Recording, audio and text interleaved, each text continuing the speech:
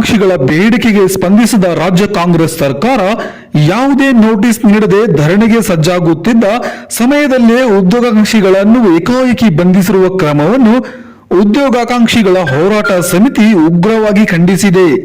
ಇದು ಜನತಂತ್ರವನ್ನು ದಮನ ಮಾಡುವ ಅತ್ಯಂತ ಹೀನಾಯ ನಡೆಯಾಗಿದೆ. ಕಾಂಗ್ರೆಸ್ ಸರ್ಕಾರದ ಆಳ್ವಿಕೆಯಲ್ಲಿ ಕನಿಷ್ಠ ಪ್ರತಿಭಟನೆ ಹಕ್ಕು ಲಭ್ಯವಿಲ್ಲ ಎಂದು ಇದರಿಂದ ಜಗಜ್ಜಾಹೀರಾಗಿದೆ. ಹಲವು ತಿಂಗಳುಗಳಿಂದ ಖುದ್ದಾಗಿ ಮುಖ್ಯಮಂತ್ರಿಗಳ ಭೇಟಿಗೆ ಅವಕಾಶ ಕೇಳುತ್ತಲೇ ಇದ್ದರೂ ಮುಖ್ಯ ಕಾರ್ಯದರ್ಶಿಗಳಿಗೆ ಉದ್ಯೋಗಾಕಾಂಕ್ಷಿಗಳ ಹಕ್ಕೊತ್ತಾಯಗಳ ಪತ್ರವನ್ನು ತಲುಪಿಸಿದರೂ ಸಹ ಕನಿಷ್ಠ ಮಟ್ಟದ ಸ್ಪಂದನೆಯನ್ನು ನೀಡದೆ ಯಾವುದೇ ಬಾಧ್ಯತೆಯನ್ನು ತೋರದೆ ಸರ್ಕಾರವು ಉದ್ಯೋಗಾಕಾಂಕ್ಷಿಗಳನ್ನು ಬಂಧಿಸಿ ರಾಜ್ಯವನ್ನು ಪೊಲೀಸ್ ರಾಜ್ಯವನ್ನಾಗಿಸಿದೆ. ಇದು ಯುವಜನ ವಿರೋಧಿ ಕ್ರಮವಷ್ಟೇ ಅಲ್ಲ, ಯುವಜನರ ಬವಣೆಗೆ ಕವಡೆ ಕಾಸಿನ ಕಿಮ್ಮತ್ತನ್ನು ನಾವು ನೀಡುವುದಿಲ್ಲ, ಅವರು ನಮಗೆ ಕೇವಲ ಮತ ಬ್ಯಾಂಕ್ ಅಷ್ಟೇ ಎಂಬ ಕಾಂಗ್ರೆಸ್ ಸರ್ಕಾರದ ನಿಲುವಿಗೆ ಇನ್ನೊಂದು ಸಾಕ್ಷಿಯ ಒದಗಿಸಿದೆ. ಉದ್ಯೋಗದ ಕನಿಷ್ಠ ಹಕ್ಕು ಕೇಳುವುದೇ ಕಾಂಗ್ರೆಸ್ ಆಡಳಿತದಲ್ಲಿ ಅಪರಾಧ ಎಂದು ಸರ್ಕಾರವು ಬಗೆಯುತ್ತಿದೆ.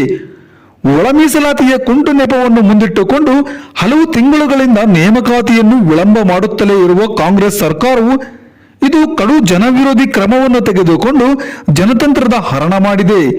ಸರ್ಕಾರದ ಈ ದಮನಕಾರಿಯ ಕ್ರಮಕ್ಕೆ ಉದ್ಯೋಗಾಕಾಂಕ್ಷಿಗಳು ಬೆದರುವುದಿಲ್ಲ ಮತ್ತು ಬೇಡಿಕೆಗಳನ್ನು ಈಡೇರುವವರೆಗೂ ಹೋರಾಟ ಮುಂದುವರಿಯುತ್ತದೆ ಮತ್ತು ಇನ್ನೂ ಬಲಿಷ್ಠವಾಗುತ್ತದೆ ಹಾಗೂ ಅದಕ್ಕೆ ಸರ್ಕಾರವೇ ನೇರ ಹೊಣೆ ಎಂದು ಧಾರವಾಡ ಉದ್ಯೋಗಾಕಾಂಕ್ಷಿಗಳ ಹೋರಾಟ ಸಮಿತಿ ಹೇಳಿದೆ.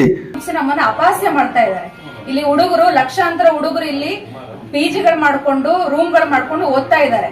ಅವರು ಅಲ್ಲಿ ಹೋಟ್ಲುಗಳಲ್ಲಿ ಪೆಟ್ರೋಲ್ ಬಂಕ್ಗಳಲ್ಲಿ ಕೆಲಸ ಮಾಡ್ಕೊಂಡು ಸ್ವಲ್ಪ ಕಾಸು ಮಾಡ್ಕೊಂಡು ಇಲ್ಲಿ ಕಷ್ಟಪಟ್ಟು ಓದ್ತಾ ಇದ್ದಾರೆ. ಈಗ ತಂದೆ ತಾಯಿ ಒಂದು ಕನ್ಸು ಕಟ್ಕೊಂಡು ಅವರು ಹೊಟ್ಟೆ ಬಟ್ಟೆ ಕಟ್ಟಿ ನಮ್ಗೆ ಓದಿಸಿ ಇಲ್ಲಿ ಕಳಿಸಿದ್ದಾರೆ. ಈಗ ನಾವು ಅವ್ರಿಗೆ ಏನ್ ಉತ್ತರ ಕೊಡೋದು? ಅವ್ರ ನಂಬಿಕೆಗೆ ನಾವು ಏನಂತ ಆನ್ಸರ್ ಮಾಡೋದು? ಇವತ್ತು ಉದ್ಯೋಗಾಕಾಂಕ್ಷಿಗಳ ಪರಿಸ್ಥಿತಿ ಈ ತರ ಇದೆ.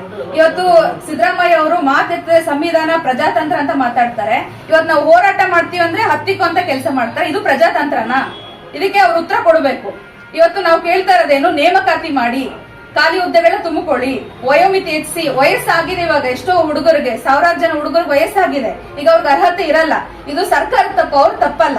ಹಾಗಾಗಿ ನಾವು ಈ ಕೂಡಲೇ ಈ ಸಮಸ್ಯೆಗಳನ್ನ ಬಗೆಹರಿಸೋದಕ್ಕೆ ಸರ್ಕಾರ ಕ್ರಮ ತಗೋಬೇಕು. ಇಲ್ಲಿಂದ್ರೆ ನಾವು ಮುಂದಿನ ಹಂತದ ಹೋರಾಟಕ್ಕೆ ಸಜ್ಜಾಗಿ. ಉದ್ಯೋಗಾಕಾಂಕ್ಷಿಗಳ ಹೋರಾಟ ಸಮಿತಿಯ ರಾಜ್ಯ ಸಂಚಾಲಕರಾದ ಸಿದ್ದಲಿಂಗ್ ಬಾಗೇವಾಡಿ, ಸಹ ಸಂಚಾಲಕರಾದ ಭವಾನಿಶಂಕರ್ ಎಸ್ ಗೌಡ, ಚನ್ನಬಸವ ಜಾನೇಕಲ್, ಎಐಡಿಐಒ ರಾಜ್ಯ ಉಪಾಧ್ಯಕ್ಷರಾದ ಶರಣಪ್ಪ ಉದ್ಬಾಳ್, ಎಐಕೆಕೆಎಂಎಸ್ನ ರಾಜ್ಯ ಉಪಾಧ್ಯಕ್ಷರಾದ ಲಕ್ಷ್ಮಣ್ ಜಡಗಣ್ಣವರ್, ಎಐಡಿಐಒನ ರಾಜ್ಯ ಉಪಾಧ್ಯಕ್ಷರಾದ ಜಗನ್ನಾಥ್ ಎಸ್ಎಚ್, ಉದ್ಯೋಗಾಕಾಂಕ್ಷಿ ಪಾಲಾಕ್ಷ ಕೆ ಮತ್ತಿತರನ್ನು ಬಂಧಿಸಿ ಬಿಡುಗಡೆ ಮಾಡಿದೆ. ಸರ್ಕಾರದ ಈ ದಬ್ಬಾಳಿಕೆ ನಡೆಯನ್ನು ಎದುರಿಸಿ ಹೋರಾಟ ಕಟ್ಟುತ್ತಿರುವ ಉದ್ಯೋಗಾಕಾಂಕ್ಷಿ ಯುವ ಜನತೆಯನ್ನು ಉದ್ಯೋಗಾಕಾಂಕ್ಷಿಗಳ ಹೋರಾಟ ಸಮಿತಿಯು ಅಭಿನಂದಿಸುತ್ತದೆ. ಉದ್ಯೋಗಾಕಾಂಕ್ಷಿಗಳ ನ್ಯಾಯಯುತ ಬೇಡಿಕೆ ಈಡೇರುವ ತನಕ ಈ ಹೋರಾಟದ ಕಾವನ್ನು ಕಾಪಾಡಿಕೊಳ್ಳಬೇಕೆಂದು ಈ ಸಂದರ್ಭದಲ್ಲಿ ಕರೆ ನೀಡಿದೆ. ಶಾಂತಿಯುತವಾದಂಥ ಒಂದು ಪ್ರತಿಭಟನೆಯನ್ನು ಮಾಡಬೇಕು ಅಂತೇಳಿ ಸರ್ಕಾರಕ್ಕೆ ಮನವಿಯನ್ನು ಕೂಡ ಕೊಟ್ಟಿದ್ವಿ, ಪೊಲೀಸ್ ಇಲಾಖೆಗೆ ಅದಕ್ಕೆ ಸೂಕ್ತವಾದಂಥ ಒಂದು ಕ್ರಮ ತಗೊಳ್ಬೇಕು ಅಂತ. ಆದರೆ ನೆಪಗಳನ್ನು ಒಡ್ಡಿ ಇವತ್ತು ಯಾವುದೇ ಒಂದು ಅನುಮತಿ ನಿರಾಕರಿಸಿದ್ದಾರೆ ಇವತ್ತು ಸರ್ಕಾರದವರು ಪೊಲೀಸ್ ಇಲಾಖೆ ಮೂಲಕ. ಈ ನೀತಿಯನ್ನು ನಾವು ಬಲವಾಗಿ ಖಂಡಿಸ್ತೀವಿ. ನಾವು ಹೋರಾಟ ನಡೆಯುತ್ತೆ ಸರ್, ಶಾಂತಿಯುತವಾದಂಥ ನಮ್ಮ ಪ್ರತಿಭಟನೆ, ನಮ್ಮ ಹಕ್ಕಿಗೋಸ್ಕರ ಹೋರಾಟ ಮಾಡೇ ಮಾಡ್ತೀವಿ ನಾವು ಸರ್. ಪ್ರತಿಭಟನೆ ಅತ್ಯಂತ ಶಾಂತ ರೀತಿಯಿಂದ ಶಿಸ್ತುಬದ್ಧವಾಗಿ ವ್ಯವಸ್ಥಿತವಾಗಿ ಪ್ರತಿಭಟನೆ ಪ್ಲಾನ್ ಮಾಡ್ಕೊಂಡಿದ್ದೇವೆ. ನಮ್ಮದು ಬಹಳ ಉನ್ನತ ವಿಚಾರ, ಉನ್ನತ ಮನೋಭಾವವಂತ ಪ್ರತಿಭಟನೆ. ಈ ಪ್ರತಿಭಟನೆ ಬಹಳ ಪ್ರಮುಖ ಬೇಡಿಕೆ. ರಾಜ್ಯ ಹಾಗೂ ಕೇಂದ್ರ ಸರ್ಕಾರದಲ್ಲಿ ಖಾಲಿ ಹುದ್ದೆಗಳನ್ನು ಭರ್ತಿ ಮಾಡಬೇಕು, ನೇಮಕಾತಿಯನ್ನು ಭ್ರಷ್ಟಾಚಾರ ತಡೆಗಟ್ಟಬೇಕು, ಪೊಲೀಸ್ ನೇಮಕಾತಿಯಲ್ಲಿ ವಯೋಮಿತಿಯನ್ನು ಸಡಿಲಿಕೆಗೊಳಿಸಬೇಕು, ಫ್ರೀ ಎಕ್ಸಾಮ್ಗಳನ್ನು ಕಂಡಕ್ಟ್ ಮಾಡಬೇಕು ಅಂತ ಹೇಳಿ ನ್ಯಾಯಯುತವಾದ ಬೇಡಿಕೆಗಳನ್ನು ಇಟ್ಟುಕೊಂಡು ಯುವಜನ ಸಮುದಾಯ ಮಧ್ಯದಲ್ಲಿ ಚರ್ಚೆ ಮಾಡಿವಿ. ಅತ್ಯಂತ ಶಾಂತ ರೀತಿಯ ಪ್ರತಿಭಟನೆಯನ್ನು ಕೂಡ ಇವತ್ತು ರಾಜ್ಯ ಸರ್ಕಾರ ಗೃಹ ಇಲಾಖೆಯನ್ನು ಸಂಪೂರ್ಣ ದುರ್ಬಳಕೆ ಮಾಡ್ಕೊಂಡಿದ್ದಾರೆ. ಪ್ರಜಾಪ್ರಭುತ್ವದ ಹೆಸರಿನಲ್ಲಿ ಡಿಕ್ಟೇಟರ್ಶಿಪ್ ಮಾಡ್ತಾ ಇದ್ದಾರೆ. ಆ ಹೋರಾಟ ಚಳುವಳಿ ಹಕ್ಕುಗಳನ್ನು ಹತ್ತಿಕ್ತಾ ಇದ್ದಾರೆ. ಇದನ್ನು ನಾವು ನಮ್ಮ ಉದ್ಯೋಗಾಕಾಂಕ್ಷಿಗಳ ಹೋರಾಟ ಸಮಿತಿಯಿಂದ ಬಹಳ ತೀವ್ರವಾಗಿ ವಿರೋಧಿಸ್ತೇವೆ. ಮುಂಬರುವ ದಿನಗಳಲ್ಲಿ ಇನ್ನೂ ಬಲಿಷ್ಠವಾದಂತಹ ಯುವಜನ ಚಳವಳಿಗಳನ್ನು ಕಟ್ಟಬೇಕು.